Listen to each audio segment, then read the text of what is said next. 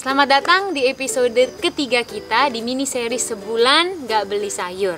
Selamat datang buat teman-teman yang baru melipir ke channel kita, bisa langsung subscribe aja kalau pengen tahu seputar gimana caranya menumbuhkan makanan yang sehat, makanan yang organik, yang segar sendiri di rumah. Episode kali ini kita akan kupas gimana pengalaman kita sejauh ini menumbuhkan makanan kita sendiri dan apa aja pembelajaran yang bisa kita petik dari situ. Yuk kita simak.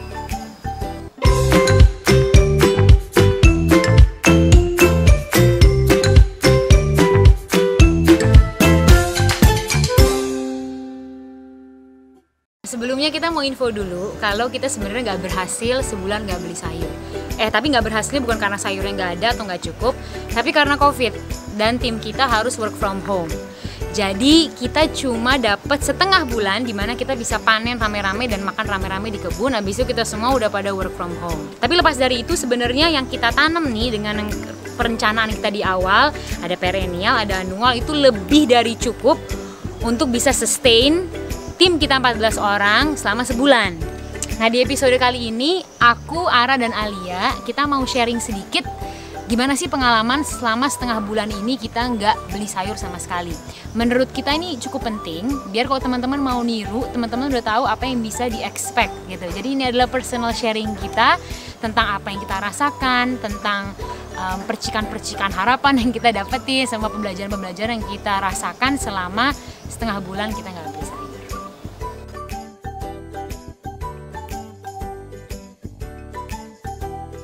Pertanyaan pertama, cerita dong, kamu sendiri suka sayur apa enggak? Dan apa yang ngebuat kamu suka atau enggak suka? Aku dari kecil emang suka sayur sih. Kalau aku sih nggak suka sayur. Aku suka banget sayur dari dulu pas kecil tuh, kalau nyemilin tuh selalu nyemilin timun pakai terasi karena itu aku suka banget. Aku cenderung suka sesuatu yang bisa dilalap pakai sambal. Jadi kalau misalnya sayurnya cocok dikasih pedas-pedas, cabai rawit gitu-gitu sih, aku udah pasti suka. Sebenarnya nggak suka sayur, soalnya tuh pas kecil tuh kalau makan sayur tuh suka dipaksa sama ibuku, emotional gitu ya. Kayak dulu tuh bisa misalnya nih, kayak harus makan bayam, kan selalu dipaksa. Jadi setiap kali makan tuh udah ada mangkok-mangkok kayak gitu. Terus aku suka pura-pura tidur kan kalau udah malam, itu bisa dibangunin ibuku kayak, bangun, sayurnya belum dimakan. Nah mungkin tuh gara-gara itu kali jadi nggak suka sayur sebenarnya. Apa yang ngebuat aku suka? Nggak tahu ya, to be honest. Kayaknya orang tua, kayak bunda sama ayah aku pinter aja memperkenalkan sayur ke aku dari aku kecil. Pokoknya dari ingatan aku dari aku kecil tuh selalu ada sayur dan selalu suka sayur. Aku suka rasanya, aku suka teksturnya, aku suka karena sekarang aku udah tahu manfaatnya banyak. Tapi semenjak aku nanam, jadi kayak apa ya, karena mungkin apa namanya, menghargai proses dari apa yang ku tanam, itu tuh jadi lama-kelamaan tuh jadi suka gitu loh, sedikit demi sedikit jadi suka gitu. Pertanyaan kedua, seperti apa pengalaman makan sayur yang ditanam sendiri dibanding yang dibeli untuk kamu?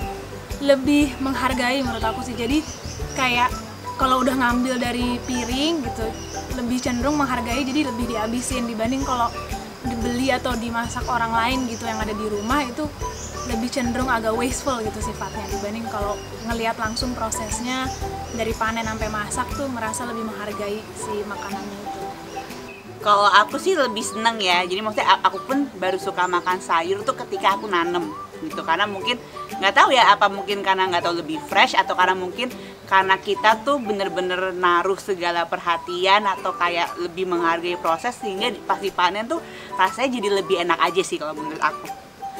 Kalau menurut aku rasa dari sayur yang kita tanam sendiri sama yang dibeli, just to be honest, aku nggak terlalu ngeh ya ada perbedaan rasa. They just taste the same. Kalau yang masak jago ya sama-sama enak. Tapi menurut aku makan sayur itu nggak cuma dari rasa kan, itu melampaui itu sebenarnya pengalamannya. Jadi karena kita nanam sendiri, kita ngerawat itu, kita ngelihat dari kecil kan, dari bibit kecil ke bibit dewasa, kita manennya dengan senang hati bareng sama teman-teman terdekat, sama keluarga. Pengalaman itu tuh kalau diakumulasi membuat masakannya jadi semakin nikmat. Jadi menurut aku nanam sendiri itu memperkaya aja sih pengalaman kita di meja makan.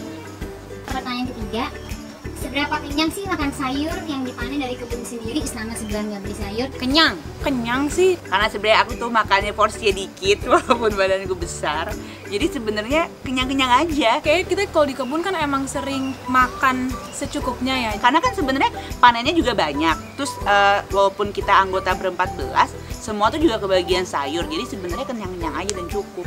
Sama kenyangnya, sama makan sayur selama ini yang dibeli ya.